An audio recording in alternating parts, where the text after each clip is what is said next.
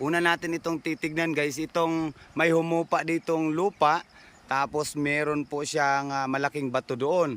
Kaso nga lang ay magta-travel pa tayo doon. Ngayon papaliparin ko na lang yung aking drone para po makita yung aerial footage niya. Kasi sabi po ng ating katiits, yung mga magulang niya, dyan po daw ay dati pong daanan ng mga Hapon papunta doon sa kabilang bayan po. So ngayon titignan natin dyan. Keep on watching na lang guys.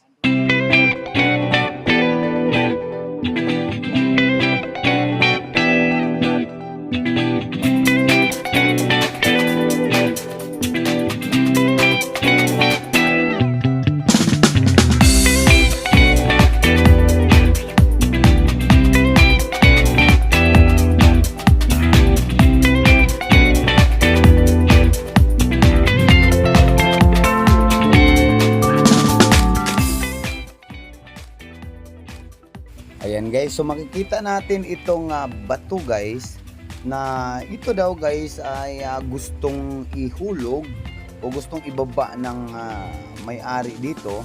Kaso nga lang itong bato na ito ay parang nakalak, so hindi po siya natatanggal.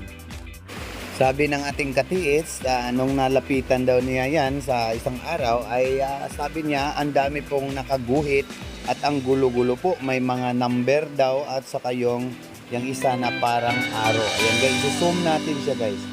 Ayan, so una, mapapansin natin itong numbering. Ayan, may 5, 4, 5 at saka itong arrow guys. So talagang marker siya guys. Ito, ang daming sulat eh. Nabubura lang siya guys dahil sa katagalan na ng panahon. Tapos ito ay nainitan na ng araw guys itong bato. Kasi nga dati, sabi ng may-ari nung hindi pa nila ito ginawang farm lot ay medyo kakahuyan po ito o forest sabi niya. So ang dami pong kahoy dito. So nung natanggal na yung kahoy guys, siyempre lumabas na yung bato. So makikita na yan ng araw at nabubulok siya parang ganun guys yung ano niya. Ito naman sa bandang gilid niya sa hindi kalayuan, ito yung napapansin namin nung bumaba kami dyan Makikita natin nag-erode siya. Yung lupa ay parang humupa siya guys. Ayan no. O diba? So yan din ang sabi nila bakit ito ay humupa. Hindi naman ito ginalaw. Dati daw nung una, nung hindi pa nila tinamnan ng ano dyan, yung mga pananim tulad ng mais, ay plain lang po yan. Tapos bigla na lang napansin nila na yan nga ay humupa. So malamang meron po siyang tunnel dyan. Kasi nga, dyan sa bandang itaas, dito, ayan. Dyan. So, dyan mismo yung Hapon Sabi nung mga matatanda dyan. So, yun nga, ang sabi nila ay dating daanan daw dyan. Pero, syempre, pag may binaon sila dyan, ay ganun pa rin guys. Maglalagay sila ng ano dyan. Yung mga kubo nila na pagtitirahan. Ayan, so punta tayo doon sa likod, kanilang hukay. Kasi nga napansin nila yung may mga signage dito guys. So nung tinignan ko naman, itong area na ito, ayan dito sa may bahay mismo guys, tinignan ko yung sa bandang itaas, bandang west. Ayan po, bandang west, ito naman yung makikita natin na parang isda.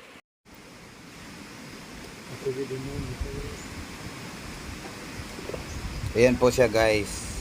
Yan. So para po siyang isda, yung ulo niya at may mata. Tapos dito naman sa east, ayan po.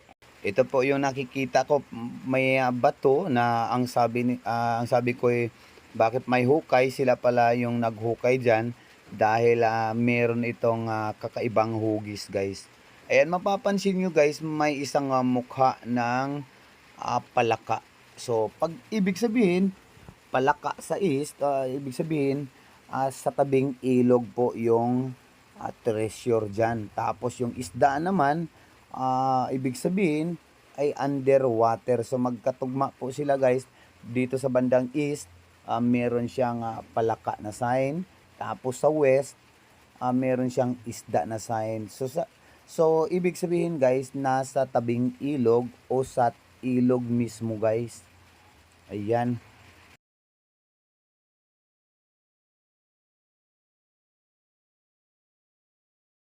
So, ang mukha ng palaka guys na nasa itaas bandang east nitong site, dito naman nakaturo yung kanyang nguso mismo. Dito guys sa may kawayan na ito guys, sa tabi mismo ng ilog guys. So, dito yung target spot. Ayan, yung may hukay na yan.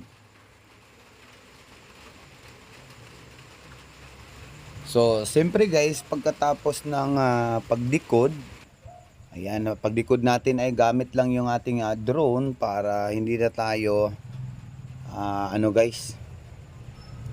Ayan, so pagkatapos natin magdikod, so siyempre, ilulukit natin gamit ang ating locator para po malukit kung saan o saan yung target spot nung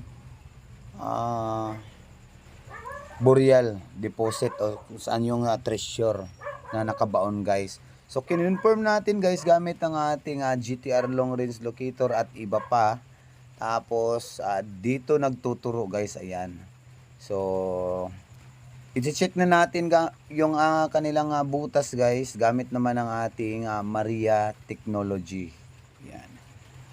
So nandito na tayo mismo sa area guys. Ayan, tapos na po locate ang ating katiits ng ano guys, GTR. So let's proceed scanning. Ayan guys.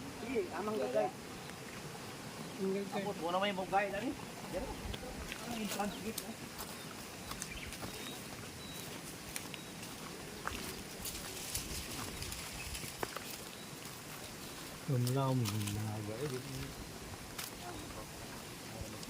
tagko ng batong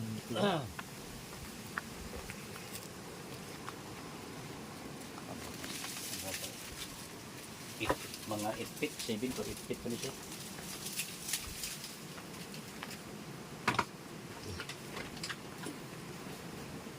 Ay, naugas na dong, kuha sa ni bara dong be. Kuha ng bara kay may guna sa ko. ay Pala. di ako dapit ko. Kunjar si Trika. Nawata tong.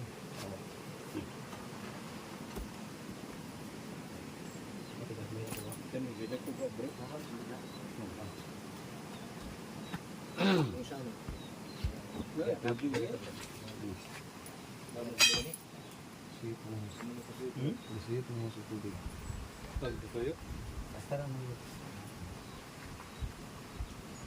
Hindi araw yung pagkuha din ako ko.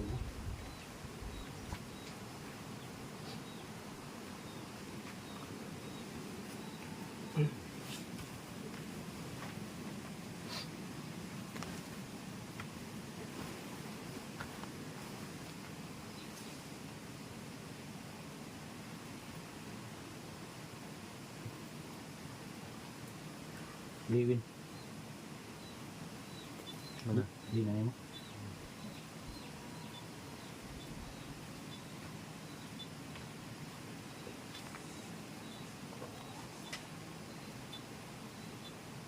Ano?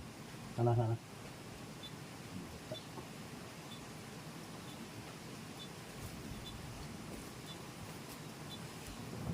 Hindi mo kay puli na sa bangga ko sa ngani.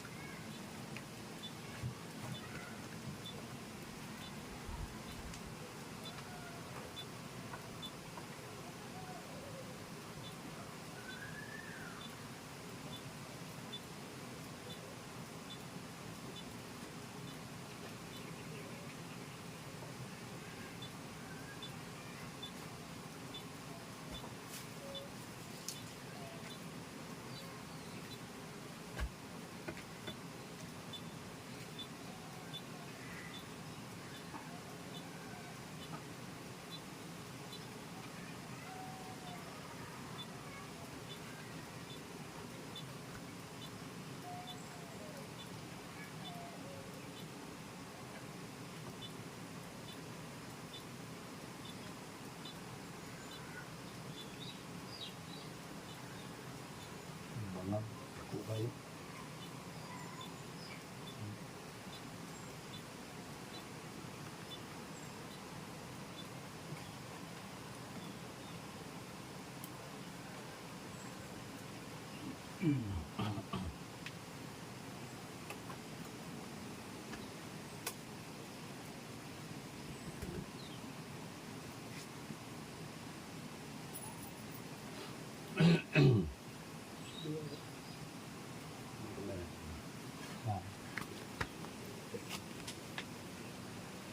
Kita na, Ben.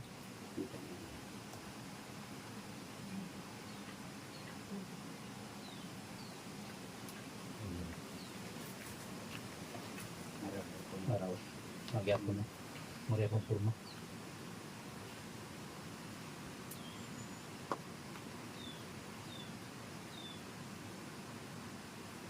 Araw. Ito na.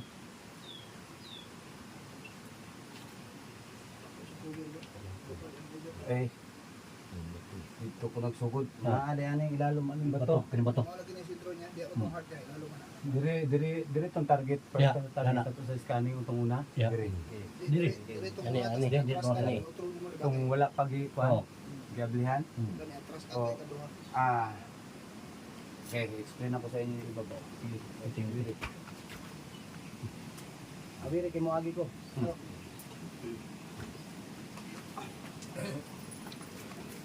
Explain ako sa inyo. Na siya makuha na siya, makuha na siya. Sa dire nga side, Dili, ang dili, video. Dire nga side. Sa dire. Daan ni siya dire. Dire. Oh, daan na ya. Pag-abre, mo gina siya. Sumugi na siya iyang sign. Wala lang nagipahalata nga sign. Ano siya? Mo na importahan niya ba? Oo, dili. Kung tanawan nimo, treasure deposit, kung pila ka meters, kung gamay na siya, 1 meter distance. Ana, 1 meter distance. Kung asa dapit ang north, diya. Dire. Dire. Diya ang north, so 1 meter distance north. So naa diya ang item, 1 meter gikan diri, nara diri kutob. Oh, tapos bubuan mo tubig, kung water flow, paingon diya. Oh.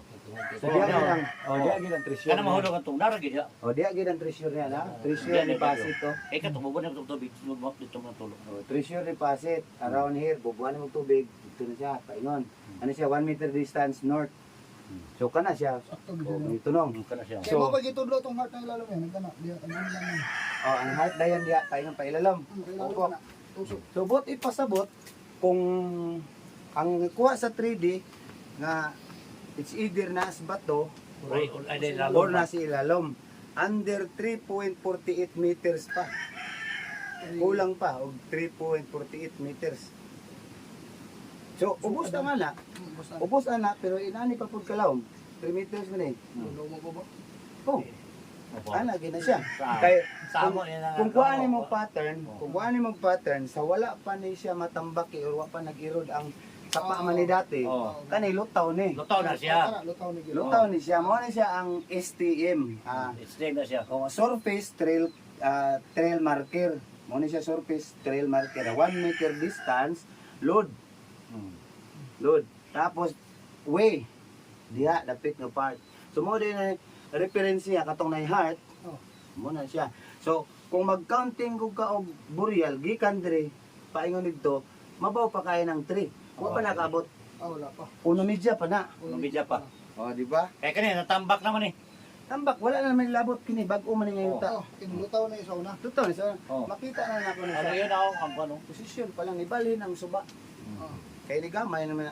Pero Wala pa babot Pag kita yung yung mga target bato na. na-address to nga, mo na mga bato na-address to nga ng lutaw. Ano Oh. na, inanod na.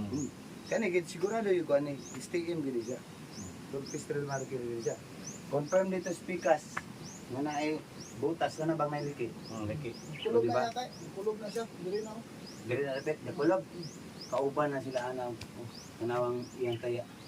So possible Tapad na. managi bakal dia sila alom kay Oo. gataya man ang bato. Akdan man siya. So ana na lang siguro no? Padayon lang gyapon. Wala pa ibabot na Bago kung man mga 3 meters trabaho kay. ni. O pamabot. Pero pag makuha na ya, kanang nga batuha, diya may bawan niya. Diya ginamit buwan. Kung pwede lang ana, clearing sa gina ninyo gamay. Clear sa gamay. Baon sa na ninyo. Pwede gina na ninyo bilagtan, luag-luagan lang gamay. Di padaplin na siya. Padaplin. Depende na sa inyo gud kay inyo man yung site, inyo po ning mga kabubuton nga mukalot mo, basta ako, gi-check na ko siya, kung nabay IT, puro wala. So, didetect man siya sa GTR locator, dininapita, plus confirm sa sign, nagpasabot lang nga naagit. Bisag ka mo nga wala mag-study o decoding o pressure ampere. Makasense yun mo nga naa. Ano may Ano? dito ya? Oo. Diba kay nga Tama na nag-ingon nga positive. Oo. Muna siya. Tungod sa sign, confirm. Tungod sa Mas sa mga history po, Oo, scanning, history. Duol na kumbaga. Oo. Oo. Ano? Di ka magbase sa perimeter. Di ka magbase. Di ka magbase. Dili, dili. Dili. Wa nila, bot bag-ora di. Hmm. Mo magita ni. Oo, ni. Okay. Confirm ko sa sign nyo. Oo. Isa sa side dito. Sign dito. Hindi ka na nakubiro na kanina batuwa. Oo, Kurang ano lang yan nagyan. Sa ma-identify sa zone ba? expected na gina siya nga naitambak nga big boulder rocks para lisod gyud sa air trade. Mo man na siya mga Hapin na Korea yun, layout. hapin na. Oo. Hapinan gina nilang sulit. Mana nga ang pagkuha ganyan mo sa mga butang. Hindi yan ang batuwa, busahan din siya. Unsa man ako dayon. Diri sa ihulog. Oo, bulsa ra gyud dili na. Oo, Buon. Pero kailangan mo sin black tire siguro na. Kaya. Kaya ka Kaya na. naman siya. Kana siguro na around Kaya na na. naman nga 100 kilo na. Tapos niya na 100 kilo. Ay, dito. Para. Mari 200 kilos na ba? Wala. Kung man ang timbak. Dos, tres na. Bugat kayo na, sulit na nga ba to? Amis kayo? No. Dakog na yan, dakog. Oh, sige, plano ta dire, pangin ta dire. Kay una pa si Uncle Samson, ipalsa ko ng Uncle Samson. Siguro. Hindi laila naman na nabili. Abot pa naglibo ka kilo na nga ba to? Ha? Hamis kayo. Hamis kayo nga ba to na? Di na basta nga ba to? Grabe na kabukat. Lahi na siya na kanya klase. Sa kanang mga bato. Ha? Lahi din sa mga bato. Kini siya hagkap ra kanya klase yan. Itan dito.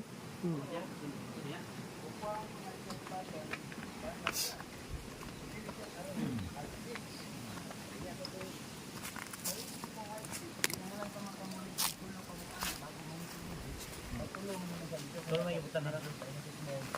Pag small na, ay tingnan. Kung arrowhead sad siya, kay nakaana man so on that way or direct shot na siya nga but sabot ka o koplok pa. Ana ra ang iyang but sabot nga ikaw unsay pamingal mo na. Arrowhead, buhard. Arrowhead. Oh, direct shot. Direct ano. Arwin mo din siya.